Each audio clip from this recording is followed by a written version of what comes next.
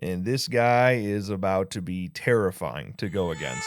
Hey, what's going on, guys? Welcome back to the Texas Chain Saw Massacre, the game video. Today, we got a brand new community hub post for the Texas Chain Saw Massacre that revealed all the ability details for the upcoming family member, Hands. First of all, Hands was mocapped by Robert Mukes, who you may recognize from House of a Thousand Corpses. Really big, scary looking dude, and Hands apparently will be standing at around 7 feet tall, nearly 350 pounds. So Robert Mukes, pretty good fit for that. Now, there have been a lot of rumors, a lot of leaks, a lot of theories about what Hands can do.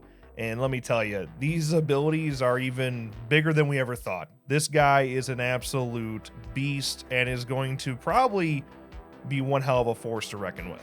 While Hands is a drag racing legend in Texas, what residents in town don't know is that he's got a dark, violent, and gruesome nature. He's a type of man who gets into grisly altercations at lazy rundown biker hangouts. During one of these fights, Hands beats a man to death, rips his face off, and proceeds to wear it as some kind of sick joke. This comes as no surprise, as Hands is massive, extremely powerful, and can and will kill you with his bare hands in minutes. After that altercation, Uncle Hands gives the human mask trophy to Leatherface, inadvertently creating a lifelong obsession for the kid. Now, what's cool about this, it's nice to have a little bit of lore for Hands, but they're actually giving some backstory to Leatherface here. The wearing the human faces lore that we know for Leatherface actually comes from Hands. Uncle Hands gave Leatherface his first quote-unquote mask. That's pretty neat. But now this is where things get juicy, okay? Aside from wielding a hammer, players will find Hands to be a great asset to any family team composition. Hands specializes in locking down areas, such as using his homemade electrode traps to booby trap barricades, crawl spaces, and other metal objects. Since Hands knows the ins and outs of machines, his rip stall ability can be used to physically rip out valves and fuses, as well as being able to start the generator or battery quickly. If all else fails, Hands can use his body to take on a defensive stance. Anyone silly enough to approach him runs the risk of being knocked down by a well-timed barge. So to break it down for you real quick, Hands can barge you as a player, so he has a Leland type barge ability.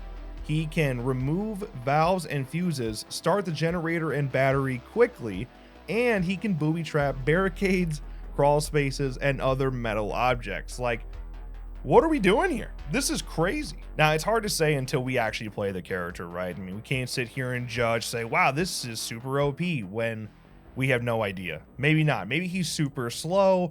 Maybe it takes forever to catch victims when playing as him. He's more of a hold your ground type of character, similar to the Cook. But on paper, this sounds crazy. Pretty much 3 unique abilities combined with how powerful he is. It sounds like he'll be able to knock you down quickly, similar to like Leatherface with the chainsaw. He could probably kill you pretty quickly too. And combine that, let's imagine a team of Leatherface, Johnny, and Hands. My God, what are you gonna do? You'll be down very, very quickly. Don't blink.